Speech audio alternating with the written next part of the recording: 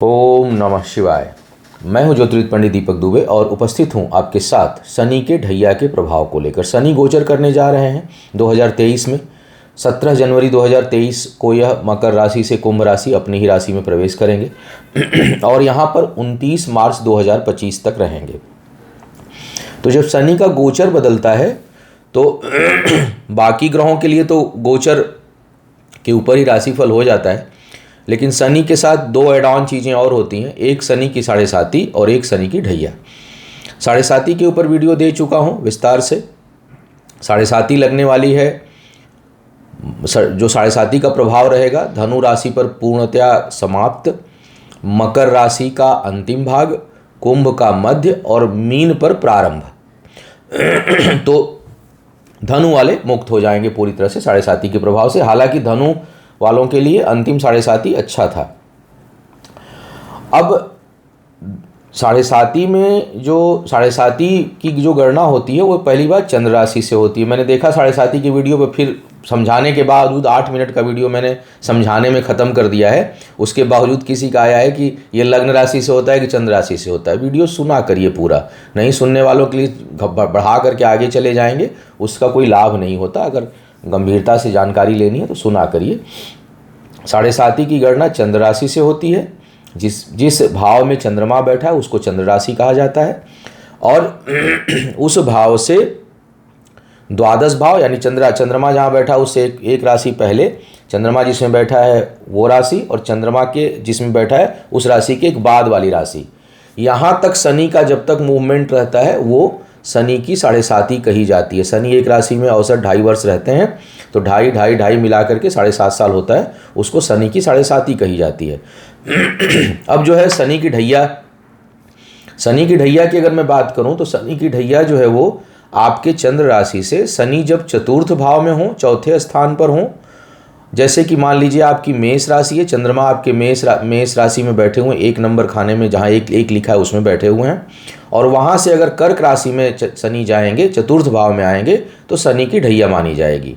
या फिर प्रथम राशि से अष्टम भाव में शनि आए, चंद्र राशि से अष्टम भाव में शनि आए, यानी मेष राशि अगर आपकी है, मेष में आपके चंद्रमा बैठे हैं और वृश्चिक में शनि आते हैं अष्टम भाव में, तो शनि की ढैया मानी जाती है।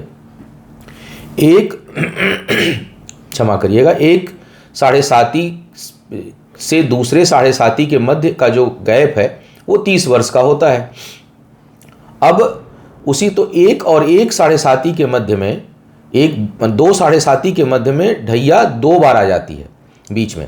यानी शनि का जब गोचर एक बार पूरा राउंड लेगा तो 30 साल के अंदर 1 साढ़े साती और 2 ढैया से व्यक्ति गुजरता है। औसत 7 ढैया आपके जीवन में आती है। आयु अगर अच्छी होगी तो यह 9 तक जा सकती है। 8, 9, 7 से 9 तक ढैया होने की संभावना होती है अगर आयु आप शतायु हैं तो। अन्यथा जनरली 7 ढैया का सामना लगभग अधिकांश लोगों को करना पड़ता है, जिनकी मध्यम आयु या अच्छी आयु भी कही जाएगी।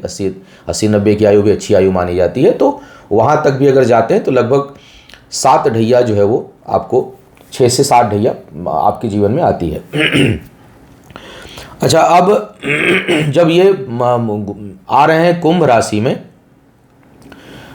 तो कुंभ राशि में आने के कारण जो राशियां सबसे पहले प्रभावित होंगी, जिन 2 राशियों पर ढैया का प्रभाव होगा। अच्छा, ढैया एक चतुर्थ राशि में आने का एक और कारण है, मैं देखता हूं कि चंद्रमा एक तो प्रभावित होता है चंद्र राशि से, चंद्रमा पीड़ित होता है अगर चंद्र राशि के आगे पीछे शनि हो तो, और उस राशि पर हो तो। दूसरा, चतुर्थ भाव में शनि जाते हैं। शनि को बहुत प्रभावशाली ग्रह और कई मामलों में हानि करने वाला ही माना गया है, क्योंकि शनि न्याय के ग्रह माने जाते हैं और कुछ न कुछ गलती हमसे गृहस्थ जीवन में अपने जीवन काल में होती है।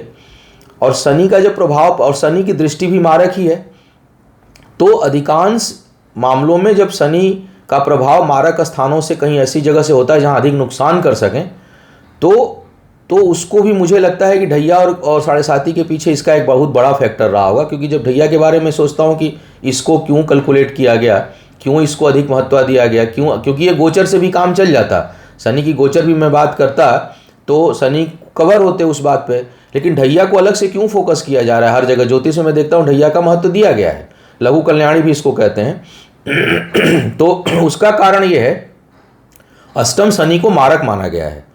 तो अगर सिंपल हम शनि की गोचर की बात करते तो लोग उतने सावधान नहीं होते। एक हमारी आदत होती है ना सुनने की कि क्या क्या चल रहा है, तो लोगों को लगता है कि सावधान और अवेयर करने के लिए इसको ज़्यादा महत्व दिया गया, क्योंकि अष्टम शनि काफ़ी कष्टकारी माने जाते हैं लगभग 90% मामलों में। तो इस कारण अष्टम भाव को लिया गया। और चतुर्थ भाव में भी शनि को मैं देखता हूं तो एक तो पारिवारिक या व्यक्तिगत सुख का होता है, अक्सर भटकाव उत्पन्न करते हैं कई मामलों में, और दूसरा वहां से उनकी जो दृष्टि जाती है वो उनकी दृष्टि जाती है एक तो दसम भाव पर, जहां से आपका कार्य, व्यापार, पिता, राज्य, सम्मान नियंत्रित होता है, और उनकी सप्तम दृष्टि और दसम दृष्टि जाती है आपके लग्न के ऊपर।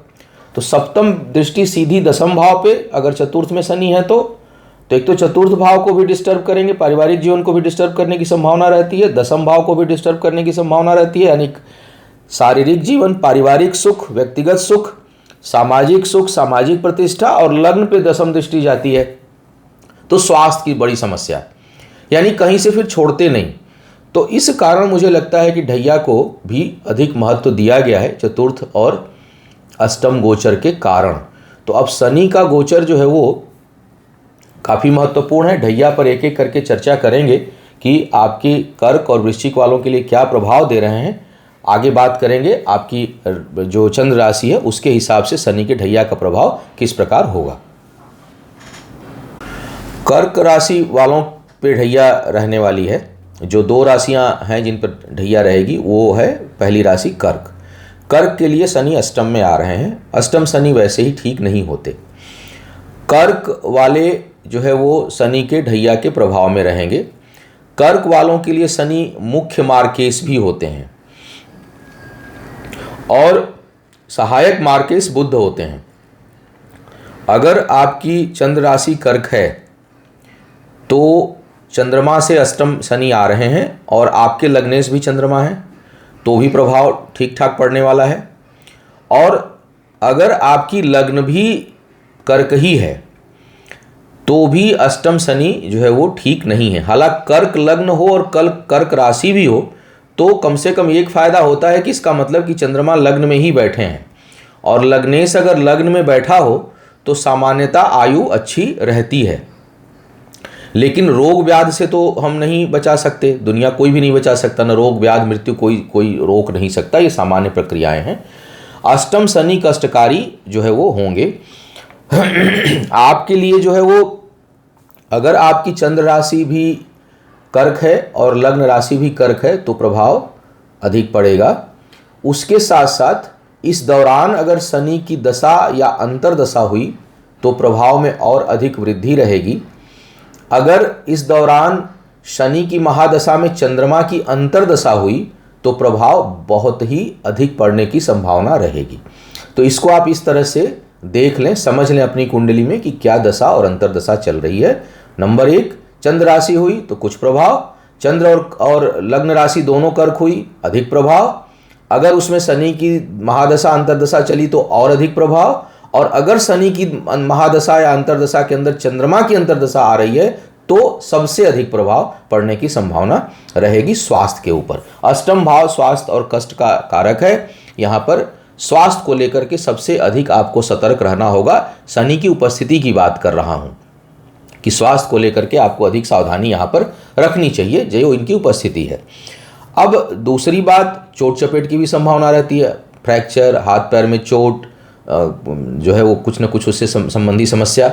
यहाँ से इनकी जो दृष्टि जा रही है वो जा रही है 10वें भाव पर, दृष्टि जा रही है नीच राशि पर। कार्य क्षेत्र में परेशानी यह उत्पन्न करेंगे। अपने से उच्च अधिकारियों के साथ वैचारिक मतभेद, तनाव की स्थिति उत्पन्न होगी। प्रारंभ में जनवरी से लेकर नवंबर तक का समय, जब तक राहु भी हैं तब तक समस्या बहुत बढ़ सकती है कुछ लोगों की, और वहाँ पर हो सकता है कि एक से अधिक बार भी कुछ लोगों को स्थान अपना बदलना पड़ जाए। तो आपको चाहिए कि थोड़ा अपने कार्य क्षेत्र पर विशेष ध्यान रखें। साथ ही साथ सीधी सप्तम दृष्टि आपके लाभ भाव में पड़ रही है, बचत प्रभावित होगा, सेविंग्स जो है वो डिस्टर्ब होंगी, उसमें अधिक कहीं ना कहीं खर्च जो है वो अधिक होगा, जिससे कि बचत प्रभावित होगी। और इसका कारण कार्य व्यापार में अस्थिरता और आपके स्वास्थ्य से संबंधित समस्या भी जो है वो महत्वपूर्ण हो सकती है, अधिक उसमें भूमिका निभा सकती है आपके बचत को प्रभावित करने में। इसके बाद इनकी जो 10वीं दृष्टि पड़ रही है वो पड़ रही है वृश्चिक राशि पर। वृश्चिक राशि पर शिक्षा स्थान पर दृष्टि पड़ने के कारण यहाँ पर थोड़ा शिक्षा प्रतियोगिता में रुकावट महसूस करेंगे, बाधा महसूस करेंगे, क्योंकि कर्क वालों के लिए शनि मकर में भी बैठे हो ना तो बहुत अच्छी स्थिति नहीं उत्पन्न करते। जीवन साथी बहुत बड़े परिवार का मिल जाएगा, जो आपका कोई पार्टनर मिलेगा वो बहुत समृद्ध मिल जाएगा, आपके लिए कोई बहुत अच्छी स्थिति उत्पन्न नहीं करते हैं। तो यहाँ पर जो पंचम भाव में इनकी दृष्टि जाएगी वो भी शिक्षा प्रतियोगिता में रुकावट बाधा उत्पन्न करने की होगी। कई लोग अपने स्कूल कॉलेज को छोड़ करके दूसरे को पकड़ेंगे, जैसे होता है ना कि नहीं नहीं ये तो ठीक नहीं चल रहा, अब ये करेंगे। तो ये भाव बहुत से लोगों के अंदर उत्पन्न हो सकता है। अपने वर्तमान चीज़ को छोड़कर, स्कूल को, कॉलेज को, पढ़ाई को छोड़कर धारा भी बदल सकते हैं। पता चलेगा बीटेक कर रहे थे, कहेंगे नहीं अब MBA करेंगे। तो इस तरह की स्थिति शनि के कारण यहाँ उत्पन्न होगी। तो करीब करीब यहाँ पर ये मुझे आपके कर्म क्षेत्र पर प्रभाव, नकारात्मक बाधाएं, रुकावट, प्रोजेक्ट में, असाइनमेंट्स में, बड़े उच्च अधिकारियों के साथ कुछ कठिनाई, पिता के स्वास्थ्य के लिए भी थोड़े से नकारात्मक होंगे, क्योंकि यहाँ पर दशमेश मंगल हो जाते हैं, मंगल की राशि पे दृष्टि पड़ रही है। मंगल की स्थिति अगर अच्छी नहीं हुई और पिता के ग्रह गोचर भी ठीक नहीं चल रहे हैं तो उनके लिए भी थोड़ा सा ये ठीक नहीं होगा।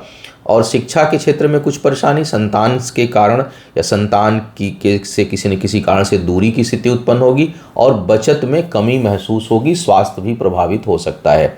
अब इसकी इंटेंसिटी कितनी रहेगी, ये जैसा मैंने प्रारंभ में बताया कि डिपेंड करता है कि आपकी दशा, अंतर्दशा, प्रत्यंतर दशा किसकी चल रही है। अगर कहीं से भी शनि का प्रभाव नहीं होगा तो इसका जो प्रभाव है वो 20 से 25% तक केवल आपके जीवन पर आएगा।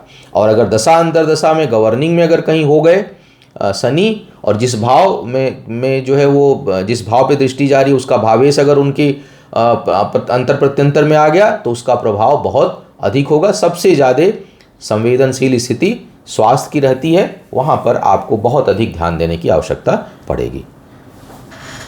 तो यह था आपके चंद्र राशि के अनुसार ढैया का प्रभाव। उम्मीद है आपको मार्गदर्शन मिला होगा। आपका आने वाला समय शुभ हो, आयु, आरोग्य और ऐश्वर्य की वृद्धि हो। इन्हीं शुभकामनाओं के साथ आपसे विदा लूंगा। पुनः मुलाकात होगी किसी नए विषय पर, तब तक के लिए मुझे आज्ञा दें। ओम नमः शिवाय।